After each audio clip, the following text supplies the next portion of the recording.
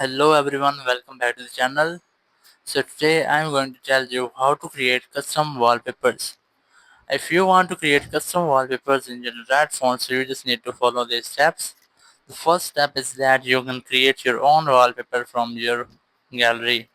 You can set any photo of your gallery as your phone wallpaper. So let's open gallery. Here's that, open it. And here I have selected the picture I want to set as my wallpaper. So just tap on the right bottom corner of the screen, three dots, tap on it and then tap on set as wallpaper. And here I have chosen to my home screen, so just tap on done. And then now you can see I have successfully created my own custom wallpaper. And if you want to download more wallpapers from your phone, so just scroll down and here you will get the themes app.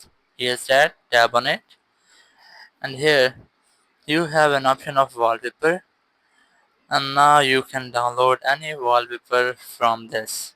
So that's how you can create custom wallpapers on your Android phone.